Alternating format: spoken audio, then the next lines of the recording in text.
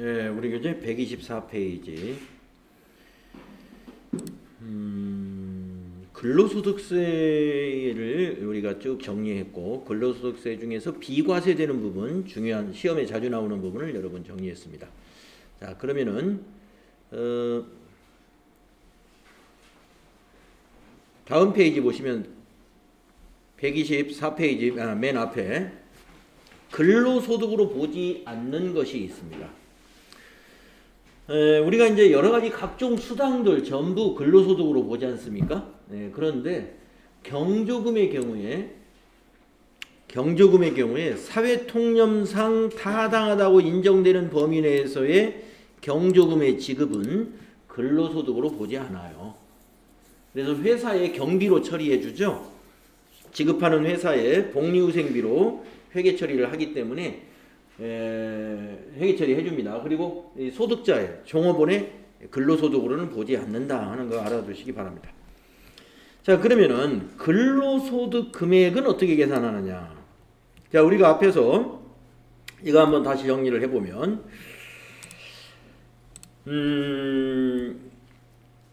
처음에 이제 이자소득이 우리 배웠잖아요. 그래서 이자소득 금액은 이자소득에서 필요 경비를 인정을 안 한다는 거. 필요 경비 여기 쓸 필요가 없습니다. 필요 경비가 없어요.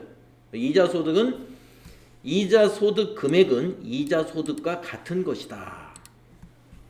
그런 게 하나 더 있죠. 배당소득 금액도 마찬가지다. 배당소득 금액은 배당소득에서 필요경비를 빼는 건데 필요경비가 사실상 없는 거예요. 그래서 이건 여러분들 헷갈리니까 아예 지우겠습니다. 이자소득, 배당소득은 필요경비가 없습니다. 그래서 배당소득 금액과 배당소득은 같은 것이고 이자소득 금액과 이자소득은 같은 거예요. 자, 그런데 우리가 사업소득 금액은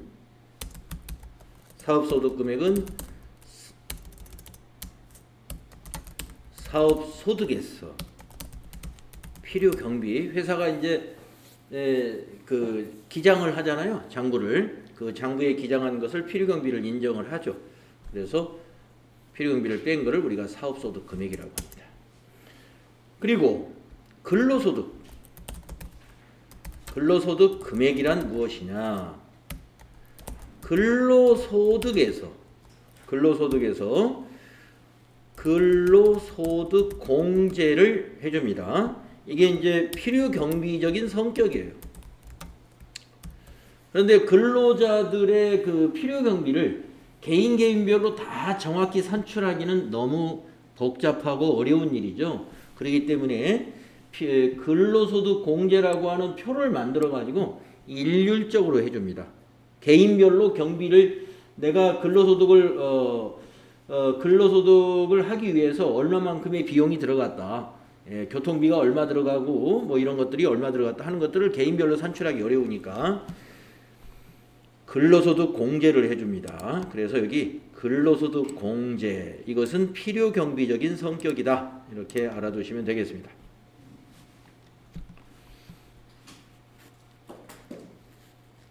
그리고 총급여액, 여기 총급여액이 바로 근로소득이에요. 이 총급여액이란 무엇이냐면은 비과세 소득을 제외한 해당 과세기간에 발생한 근로소득의 합계를 말합니다. 비과세는 제외한 거예요. 그러니까 앞에서 우리 앞 페이지에서 비과세 생각나는 게 식대보조금이라든가 자가운전보조금이라든가 육아수당이라든가 이런 것들, 일찍비, 숙직비, 이런 것들은 여기 총급여액이 포함이 안 된다 하는 얘기입니다. 총급여액을 다른 말로 근로소득 이렇게 표현을 하고 있습니다. 그러면 근로소득 공제는 어떻게 해주느냐 하면은 연간, 즉 과세기간 동안에 총급여가 500만 원 이하인 근로소득자는 자기 총 급여액의 70%를 비용으로 공제해줘요. 예. 500만 원 이하는 70%, 500만 원을 초과한 금액에 대해서는 1,500만 원까지는 40%를 공제해 줍니다. 또 총 급여액 중에서 1,500만 원을 초과해서 4,500만 원 이하의 구간에 있는 금액에 대해서는 15%만 근로소득 공제를 해줘요. 그 다음에 연간 자기 총 급여액 중에서 4,500만 원을 초과해서 1억 원 이하에 해당되는 금액에 대해서는 5%를 소득 공제해 줍니다. 그리고 자기 총 급여액에서 1억 원 초과한 금액이 있다면 1억 원 초과된 금액에 대해서는 2%. 그래서 이걸 소득 공제도 초과 금액에 대해서 적용을 하기 때문에 초과 누진 공제 방식을 채택하고 있다. 우리가 이렇게 말합니다. 초과된 거에 대해서 이제 누진인데 역누진이죠. 역누진. 역으로 점점 앞에 역자를 넣어야 되겠네. 누진이라는 건 점점 커지는 거니까 점점 작아지니까 역으로 작아진다. 이걸 일부러 외울 필요는 없어요. 네, 이걸 외울 필요는 없는데 딱 하나는 외워야 될 것 같습니다. 500만 원 이하 70%를 뭐로 본다? 근로소득 공제로 한다. 요거 하나는 알아두세요. 자, 그래서 근로소득 금액은 총급여액, 즉 비과세를 제외한 총급여액에서 근로소득 공제를 한 것을 우리가 근로소득 금액이라고 부릅니다. 예, 그러니까 근로소득 금액이 총급여액이 아니에요. 근로소득 금액은 뭐를 뺀 거예요? 근로소득 공제를 뺀 거. 자, 그거 알아두시고. 그 다음에 이제 이건 근로소득 공제의 한도를 정해놓은 겁니다. 근로소득 공제는 최대 맥시멈 2천만 원까지만 공제를 해줘요.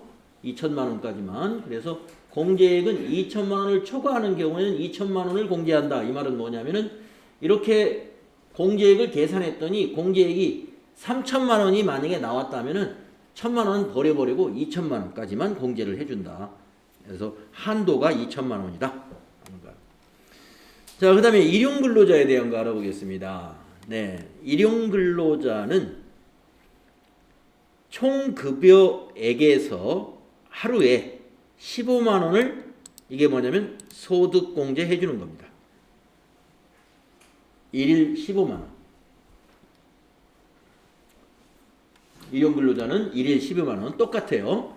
예, 뭐 일당이 30만 원 받는 사람이든 일당 10만 원 받는 사람이든 15만 원 공제해 줍니다. 근데 그러면 일당 10만 원 받는 사람은 15만 원 공제해 주니까 마이너스 5만 원. 5만 원을 정부가 내줘야 되느냐? 아니에요. 그러진 않아요.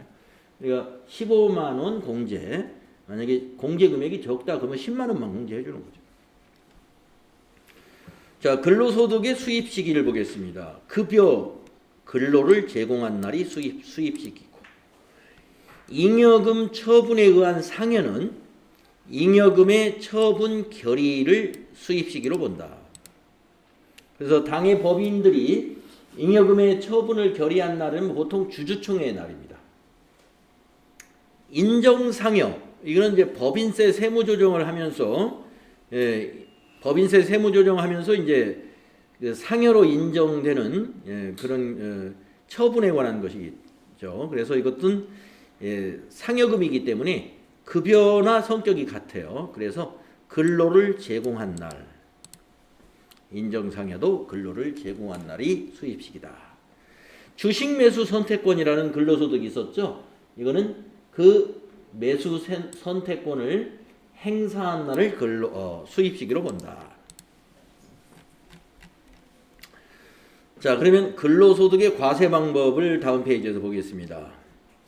일반 근로자는 원천징수를 합니다. 급여를 지급하면서 원천징수를 했다가 그 다음에 2월 달에 연말정산이라는 걸 통해서 과세를 합니다.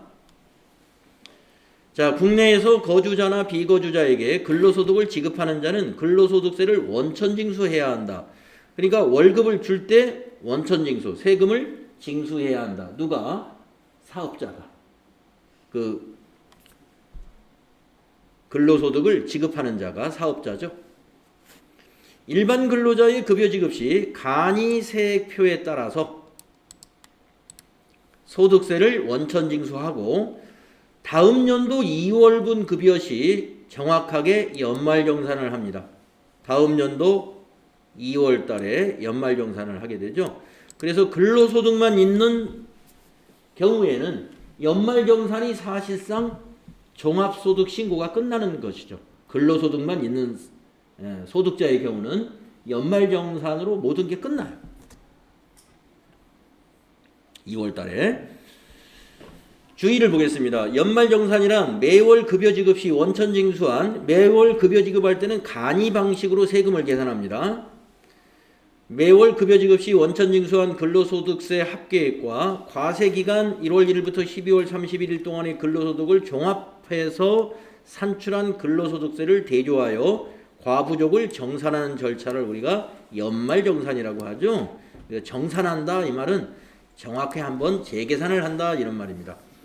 그래서 대개 2월달 2월 급여를 받을 때 우리가 과부족 정산을 하면은 2월달에 급여를 많이 받는 사람 평소보다 급여를 많이 받을 수가 있어요. 왜냐하면 간이세표를 세금을 간이 과세를 할 때 조금씩 더 많이 세금을 내게 되니까 연말정산 때는 돌려받는 사람들이 더 많다.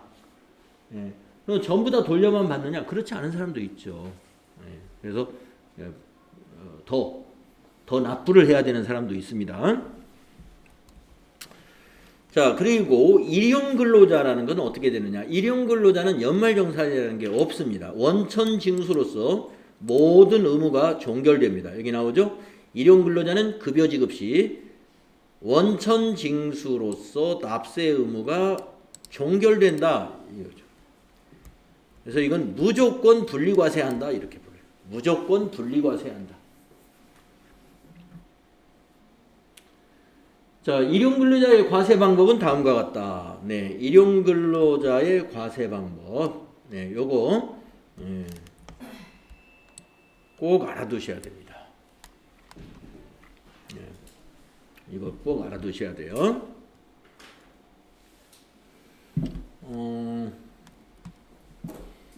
자, 어떻게 과세를 하느냐? 1일 급여 하루에 얼마 받느냐 하는 거죠. 여기다 한번 숫자를 넣어가면서 우리 한번 계산을 한번 해보겠습니다. 자, 1일 급여 20만 원 받는 일용 근로자를 가지고 한번 계산해 보겠습니다. 딱 하루 일했어요. 그리고 일당 20만 원을 받았습니다. 그러면 근로소득 공제를 해주는데 아까 말씀드렸다시피 일용 근로자의 그 근로소득 공제는 하루에 15만 원. 하루에 15만 원. 요게 지금 하루 일한 거죠. 1일. 그러니까 15만 원만 소득 공제 해줍니다. 그러면 과세 표준이 얼마가 나오느냐? 이게 과세 표준이 근로소득 금액이죠. 5만 원 나오죠. 5만 원이 일용 근로자의 근로소득 금액 또는 다른 말로 과세 표준. 그래서 세율을 적용하는데요. 우리 소득 세율 중에 가장 낮은 세율이 6%예요. 그래서 일용 근로자는 가장 낮은 세율인 6%를 적용합니다. 그러면 곱하기 6% 해보면은요. 산출세액이 얼마 나오냐면은 3,000원 나오네요. 3,000원. 그래서 요 3,000원을 납부하느냐? 그러지 않습니다. 세액공제를 해줘요. 그래서 세액공제는 산출세액의 55%. 산출세액의 55%. 네, 그러면은 세액공제가 3,000원 곱하기 55% 한번 해보니까 1,650원이에요. 이걸 빼줍니다. 세금에서 빼준다 해서 세액공제. 그러면 1650원을 뺀 나머지가 이제 세금을 내는 거예요. 얼마냐면 3,000원 빼기 1650원 했더니 1350원 나오죠. 1350원이 하루 20만원 일당을 받는 하루 근로소득에 대한 세금입니다. 근로소득세. 여기에다가 지방근로소득세, 지방소득세 또 10%가 붙어요. 135원. 그래서 세금은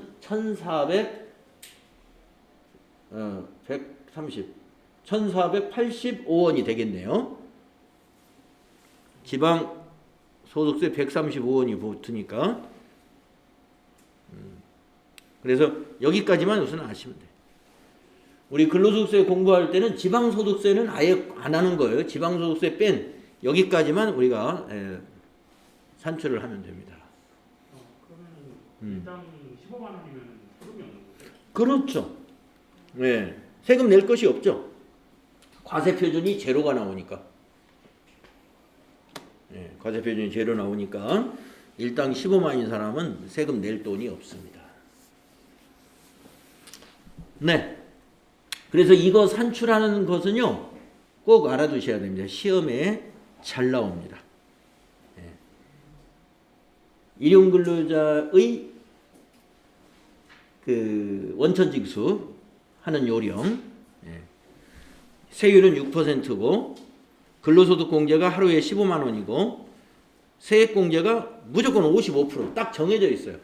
우리가 이 일용근로자는 이렇게 세율도 60%, 세액공제도 55%, 세액공제는 가장 높은 걸 적용해주고 세율은 가장 낮은 걸 적용해줍니다. 일용근로자는. 그런데 우리가 일반 근로자는 소득공제도 어때요? 아까 보시다시피 소득공제도 차등해서 주잖아요. 500만 원 이하의 소득공제는 자기 총급여의 70%를 해주고 500만 원 초과해서 1,500만 원 이하에 해당되는 금액에 대해서는 40% 이런 식으로 서로 차이를 두고 있습니다. 세액공제도 마찬가지예요. 세액공제를. 그래서 다음 세액공제 표가 뒤에 또 따로 나올 것 같은데요. 그래서 세액공제도 해줍니다. 근로소득에 대해서. 일용근로자만 세액공제 해주는 건 아니에요. 일반 근로자도 세액공제가 있어요. 그래서 일반 근로자 거는 왜 여기다 안 넣어놨느냐. 일반 근로자는 나중에 이제 연말정산할 때 하는 거니까 연말정산할 때 나올 거예요. 자, 그 다음에 종합과세. 자, 일반 근로자의 근로소득은 종합과세 대상이므로 다른 소득금액에 합산하여 과세표준 확정신고를 해야 한다. 그래서 과세표준 확정신고를 해야 한다는 의미를 우리는 어떻게 받아들이면 되냐면은 이 말은 종합과세 해야 한다 이 말과 같은 말이에요. 종합과세. 종합과세 한다. 다른 종합소득과 합산해서. 그런데 다른 종합소득이 없어요. 오직 근로소득만 있어요. 그러면 그 밑에 나오죠.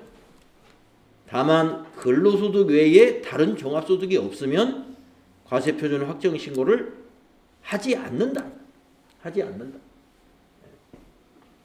그러니까 근로소득만 있는 자는 다른 종합소득이 없기 때문에 과세표준 확정신고를 안 한다. 그래서 이 과세표준 확정신고라는 말은 5월달에 해마다 하고 있는 종합소득세 신고를 의미하는 거다. 이렇게 이해하시면 되겠습니다. 다음은 연금소득. 자, 그러니까 우리 이제 종합과세 소득세 중에서 하나, 둘, 2배, 4, 근까지 했죠. 이제 다섯 번째 연금소득 정리를 해보겠습니다. 자, 여러분 연금이라면 여러분 잘 아실 거예요. 연금 소득의 범위 및 비과세 연금 소득이 뭐가 있느냐. 자, 연금 소득의 범위를 보겠습니다. 우선 공적 연금이 있고요. 사적 연금으로 나누어 보겠습니다. 그래서 공적 연금이다 그러면 우리 가장 많이 해당되고 있는 국민연금. 예, 또 국민연금하고 연계되어 있는 노령연금, 또 공무원들이 정부에서 공무원이 받는 우리 국민연금하고 같은 성격이죠. 공무원은 공무원연금. 예, 또 교사들이 받는 사학연금. 이와 같이 공적 연금은 이런 것 등이 공적 연금입니다. 군인들이 받는 연금도 공적 연금이에요.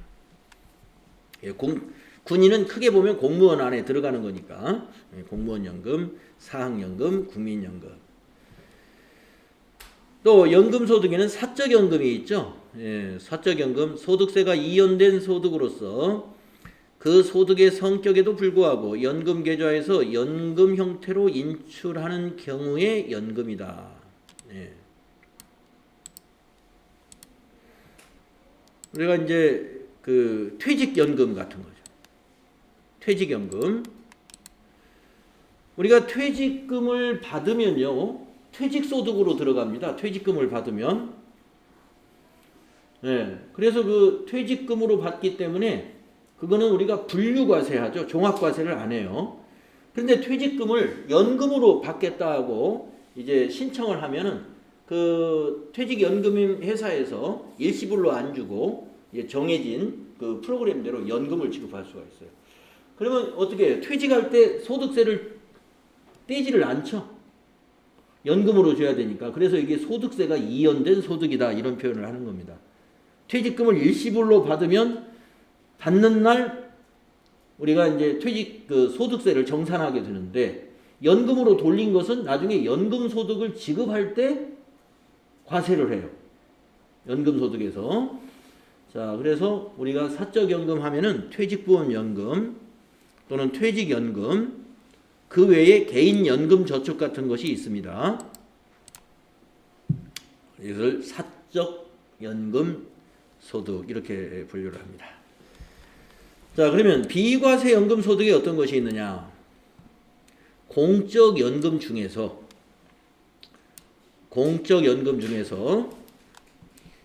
유족연금, 장애연금, 상위연금, 연계 노령 유족연금, 연계 퇴직 유족연금, 하여튼 유족자 들어가는 거, 유족자 들어가는 연금, 장애연금, 상위연금, 이런 것은 비과세 연금이다. 두 번째, 산재보험법에 따라서 받는 연금이 있어요. 산업재해보상법, 우리가 줄여서 산재보험법이라고 그러죠. 산재보험법에 따라서 받는 연금, 비과세입니다. 그 다음에 세 번째, 국군포로 송환 및 대우 등에 관한 법률에 따라 국군포로가 받는 연금. 네, 뭐 국군포로라는 어떤 그 상황이 있는 것 같아요. 그래서 여기 있는 비과세 연금 기억을 해두셔야 되겠습니다. 자, 그러면 연금 소득 금액은 어떻게 계산하느냐? 네, 연금 소득도 필요경비를 인정을 합니다. 필요경비를. 그래서 연금 소득 금액이라 하는 것은 총 연금액에서 연금 소득 공제를 해줍니다. 우리 근로소득 공제를 해주듯이. 그래서 연금 소득 금액은 연금 소득에서 연금 소득 공제를 필요경비로 인정해준다.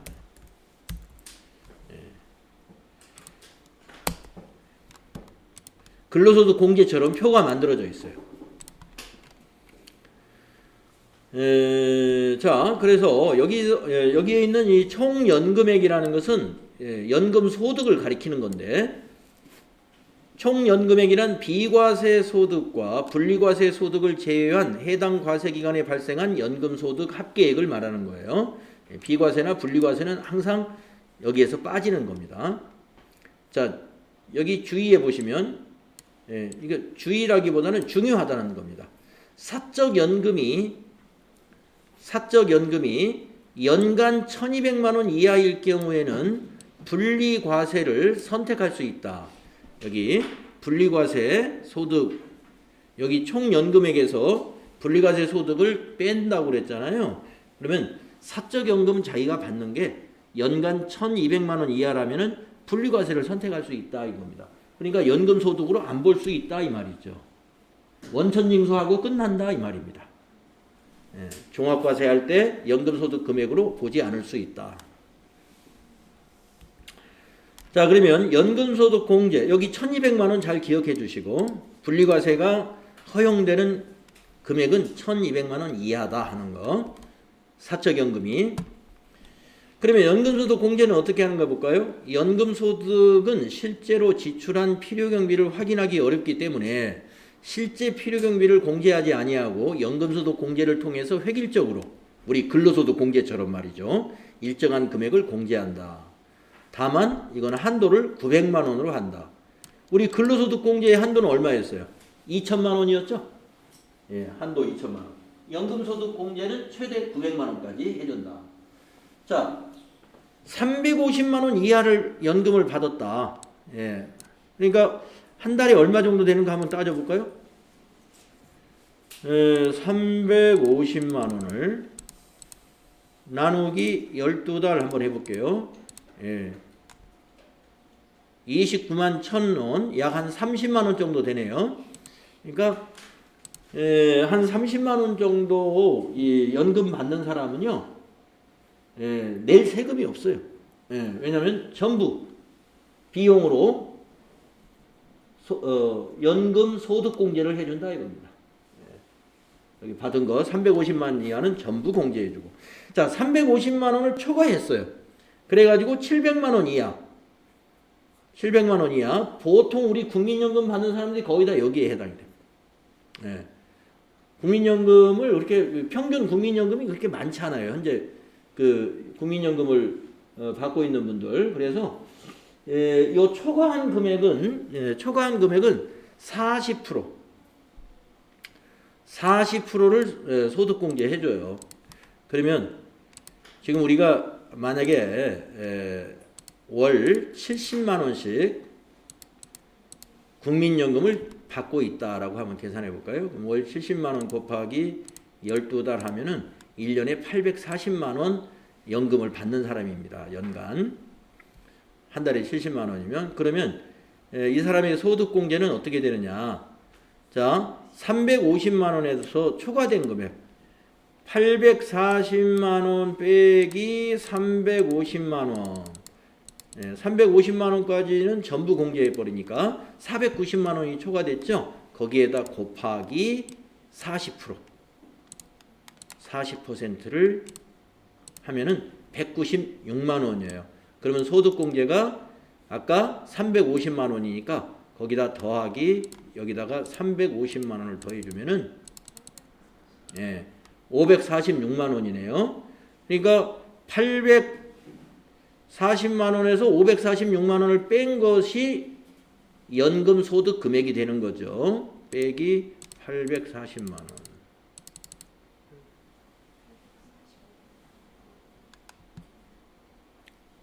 845만 원? 소득 금액은 연금 소득 금액은 294만 원 정도가 된다. 그래서 여기서 우리가 중요한 것은 연금 소득 공제가 있는데 한도가 900만 원이라는 거 요거 기억해 주시고요.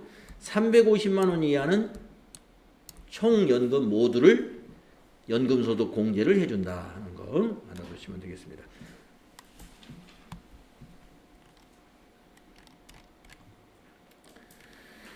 자, 연금소득의 수입 시기를 보면은요, 공적연금은 연금을 지급받기로 한 날, 틀림없이 이날 주니까.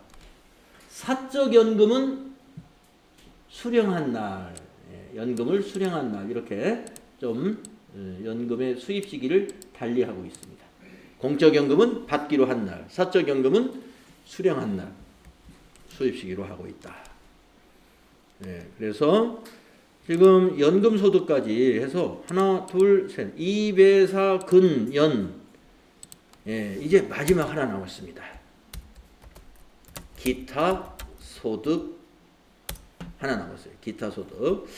자, 기타 소득이란 뭐냐면은 소득 중에서 이자 소득도 아니요, 배당 소득도 아니요, 사업 소득도 아니요, 근로 소득도 아니요, 연금 소득도 아니요.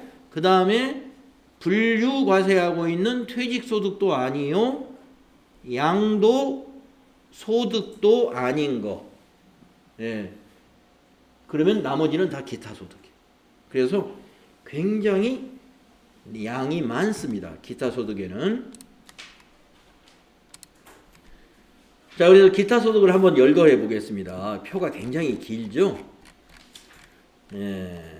자, 시험에 많이 나온 것들이 어떤 것들이냐면 각각의 기타 소득에서 말이죠.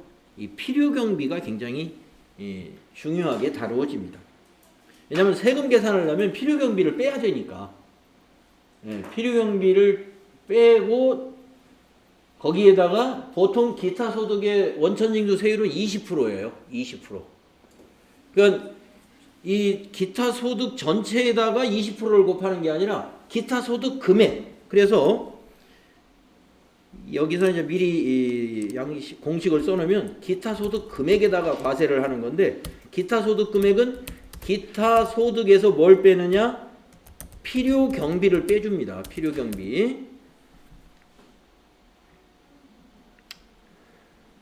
그런데 이 필요 경비는 대부분 실제 경비를 실제 경비하고 그 다음에 그 경비율이 있어요. 경비율을 두 가지 중에서 유리한 걸 적용하는 거예요. 유리한 건 뭘까요? 이것 중에서 큰 거. 큰 거를 적용하겠죠. 그럼 우리가 이렇게 맥시멈이라고 표시를 할 수 있어요. 요 두 가지 중에서 큰 것을 적용한다. 큰 것을 적용한다. 그래서 필요 경비의 이유를 한번 잘 보겠습니다. 자, 먼저 승마투표권, 여기 승마장 생각하시면 될 것 같고요. 슬롯머신, 네, 빠찡코, 네, 우선 두 가지를 보겠습니다. 필요 경비는요, 투표권을 구매한 금액이에요. 네. 그러니까 승마권을 얼마 주고 샀느냐 하는 겁니다. 슬롯머신도 마찬가지, 그 기계에다 투입한 금액이 얼마냐, 이것만 필요 경비예요. 필요 경비. 그러니까 승마투표권이라든가 슬롯머신의 필요 경비는 굉장히 대부분 작습니다. 자, 그 다음에 이제 세 번째 줄에 있는 거, 요거 상당히 중요한데, 상금 및 부상. 예. 근데 이 상금 및 부상의 앞에 설명한 걸 잘 보셔야 돼. 공익법인이 주무관청의 승인을 받아 시상하는 상금입니다. 예. 공익법인이 주무관청의 승인을 받아서 시상하는 상금. 그러면 이제 보통 이게 시험에서 뭐 어떤 것들이 나오냐면, 예, 뭐 고등학교 미술 대회에 가가지고 우리 자녀가 고등학교 미술 대회 교육청의 인가를 받은 미술 대회에 참여해가지고 상금 최우수상을 해가지고 상금 500만 원을 받았다, 이런 식으로 문제가 나와요. 그러면 그 자녀의 기타 소득 금액은 얼마냐, 이런. 그 자녀의 기타 소득 금액은 자 500만 원을 받았어요. 그러면 실제 필요 경비나 총 수익 금액의 80% 중에서 큰 거를 적용해 주는 거예요. 근데 그 미술 대회 나갈 때 실제 필요 경비 요거 80%보다 크기는 힘들죠. 그러면 500만 원에 80%면 400만 원을 필요 경비로 인정해 준다, 이 말입니다. 그러면 그 자녀의 기타 소득 금액은 500 중에서 400을 빼는 거니까 100만 원이 되는 거죠. 기타 소득 금액을 이런 식으로 구하는 거예요. 필요경비를 뺀 것을 기타 소득 금액으로 본다. 자, 공익법인으로부터 받는 상금이나 부상은 80%를 필요경비로 인정해 준다. 기억해 주시고요. 그 다음 요것도 똑같이 80%입니다. 주택 입주 지체 보상금이에요. 지체했다고 상금 주는 게 아니라 이게 사실은 보상금이죠. 보상금. 지체 보상금. 주택을 이렇게 입주를 하기로 했는데요. 약속을 못 지켰어요. 집을 못 비워줬다 이겁니다. 아니면 신규 주택 같으면은 입주 준비가 아직 덜 됐어요. 그러면 입주하려는 사람이 굉장히 손해를 볼 수가 있죠. 내가 우리 집을 비워주고 걸로 가기로 했는데 나는 집을 이사해 줬는데 내 갈 곳이 없어요. 그러면 어떻게 해요? 어디 빨리 어디 뭐 호텔이나 뭐 여관이라도 잡아서 살아야 되겠죠? 비용이 들어가죠. 그러니까 보상금을 받아야죠. 그래서 그 보상금을 만약에 800만 원을 받았다 그러면 거기에 80% 필요경비로 인정하는 또 기타 소득이다 하는 겁니다. 주체 입주, 지체 보상금, 기타 소득에 필요경비 80% 인정해 주는 거예요. 자, 필요경비 80% 인정해 주는 게 딱 두 개밖에 없어요. 상금, 부상하고 주택 입주, 지체 보상금. 이 두 건밖에 없어요. 자, 나머지 60%짜리 필요경비 60%짜리가 굉장히 많습니다. 굉장히 많아요.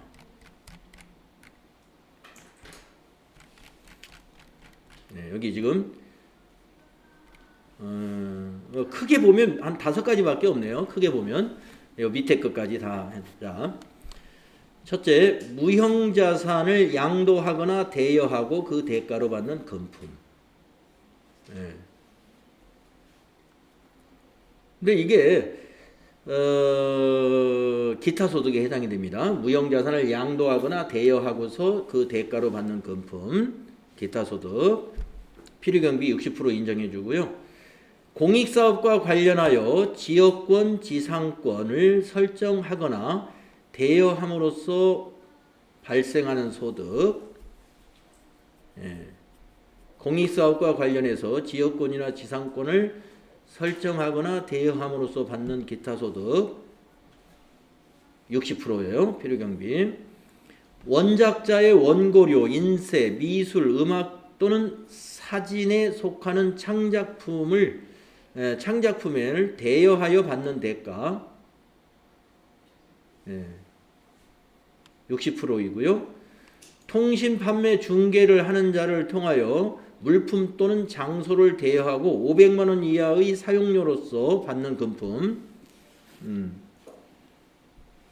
이게 이제 그 우리 건물 같은 데 보면은 중개 무슨 KT 뭐 SK 이런 데서 그 건물 높은 데 탑을 세워 가지고 중개 안테나 세우잖아요. 그러면은 그게 이제 통신 중개 사업자들이에요.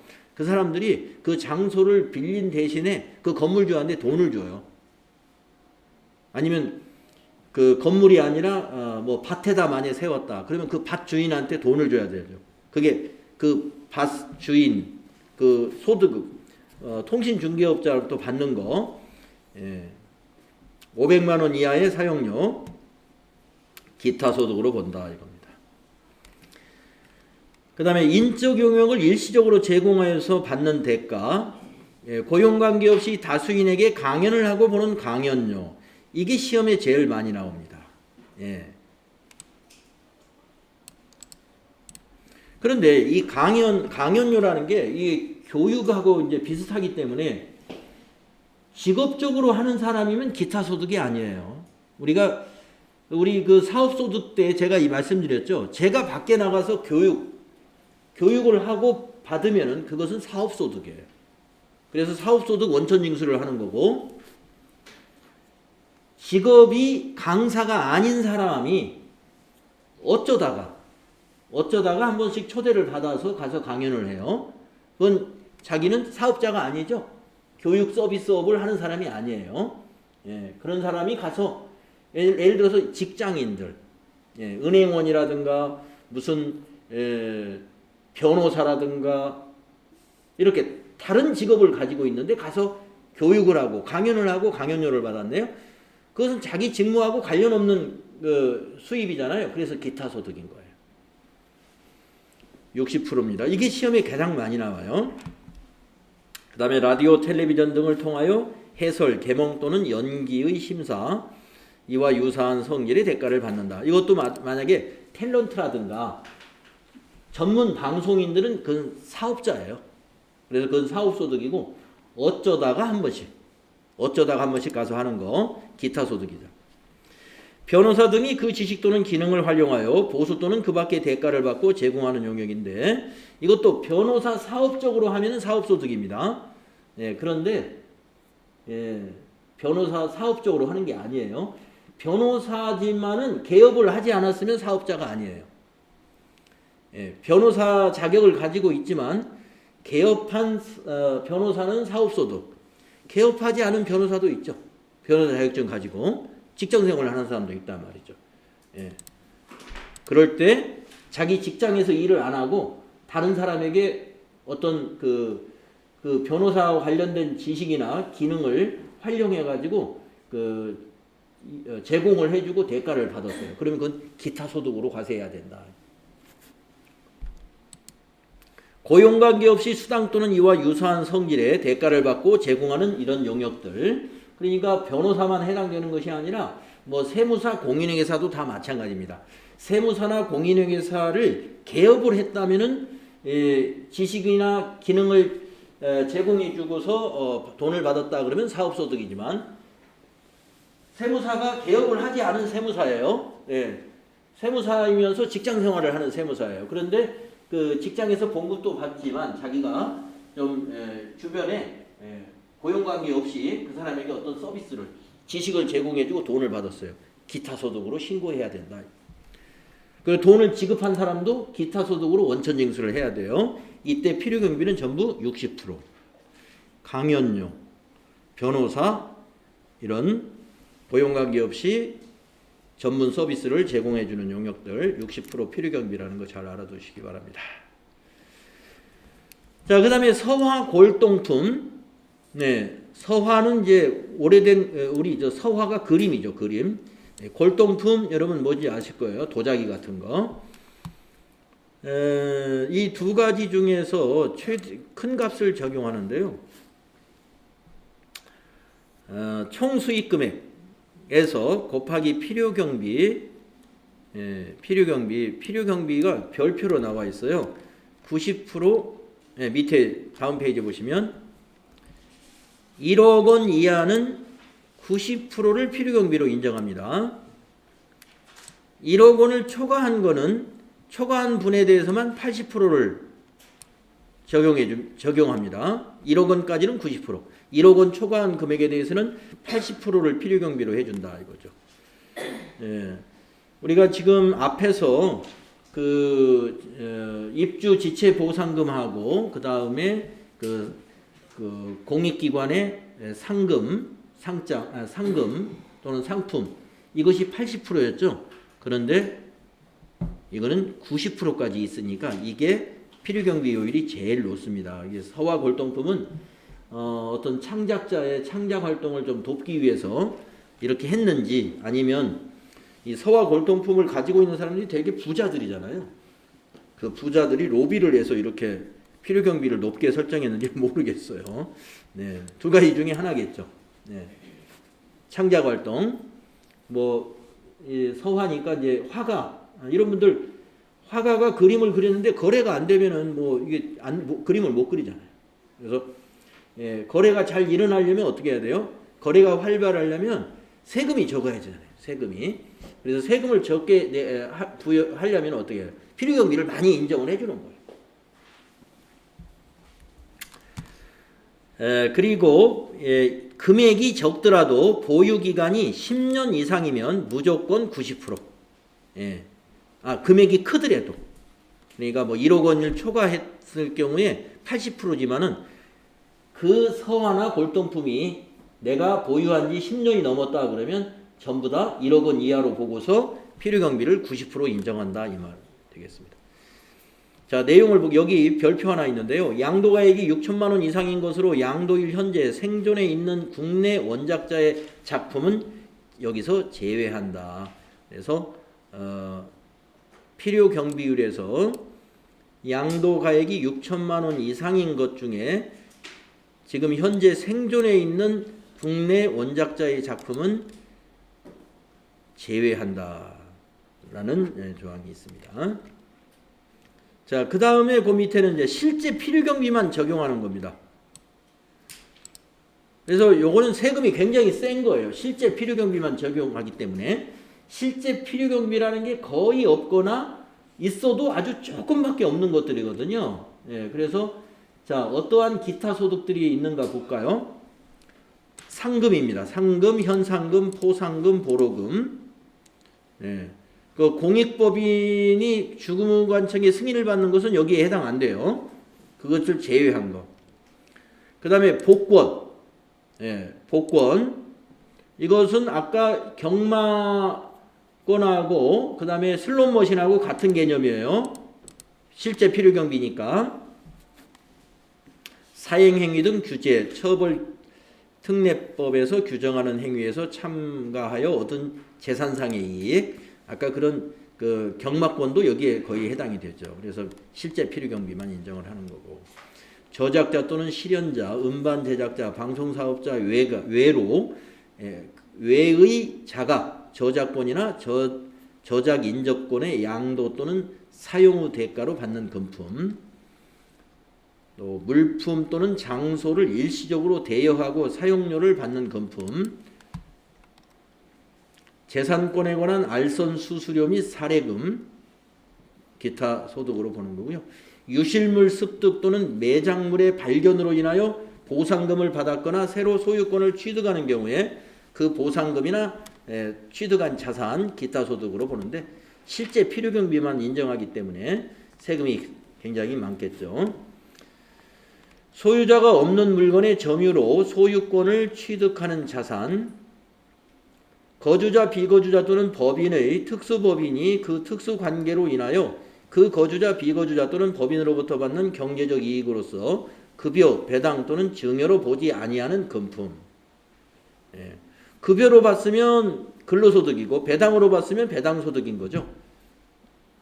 그것과 유사한 것들을 기타소득으로 본다 이겁니다. 영화, 필름, 라디오, 텔레비전 방송용 테이프, 필름, 그 밖에 이와 유사한 자산 또는 권리의 양도 대여 또는 사용 후 대가로 받는 금품이다. 계약의 위약, 해약으로 인하여 받는 소득으로서 위약금, 배상금, 부당 이득 반환 시 지급받은 이자, 주택 입주 지체 상금은 여기서 제외하고, 아까 이거는 뭐예요? 80% 인정해 주는 거죠. 주택 입주 지체 상금은 필요경비가 80%. 그거 말고 일반적으로 계약을 해약했다든가 함으로써 그 보증금 계약금 받은 거 이렇게 해약을 하면 어떻게 돼요? 예, 계약을 어긴 사람은 그 계약금을 놓치게 되죠. 예, 그러면 그게 그 이득을 취한 사람은 이게 기타 소득이다 이겁니다. 그 다음에 사례금 같은 것도 기타 소득이고요. 소기업, 소상공인 공제부금의 해지 일시금. 네. 우리가 이 소상공인 공제부금이다 그러면 우리 그 무슨 공제가 있나요? 노란우산 공제 같은 게 있죠. 노란우산 공제를 만기까지 보유하고 있으면 여기 기타 소득이 아닙니다. 그런데 중간에 해지했어요. 그러면 기타 소득으로 과세를 한다 이거죠. 종업원 등 또는 대학의 교직원이 퇴직 후에 지급받는 직무발면 보상금 500만 원 이하까지는 비과세인데요. 만약에 이 종업원이 직무발명 보상금을 직장을 다닐 때 받았으면 근로소득이에요. 그런데 여기서는 퇴직한 후에 받았다고 그랬죠.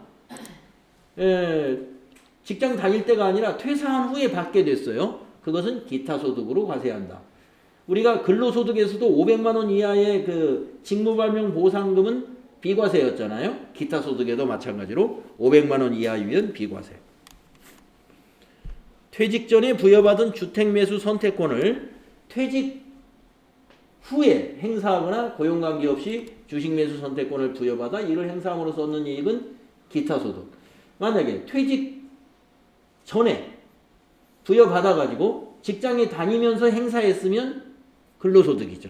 예, 근데 이거는 직장을 그만두고 퇴직 후에 행사함으로써 얻었으니까 이것은 기타소득에 해당이 된다.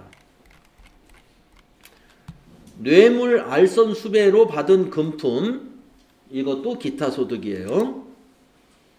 또 연금계좌 가입자가 납입한 연금보험료로서 연금계좌 세액공제를 받은 금액과 연금계좌의 운용실적에 따라 증가한 금액을 그 소득의 성격에도 불구하고 연금 외로 수령한 소득. 네. 연금계좌 가입자가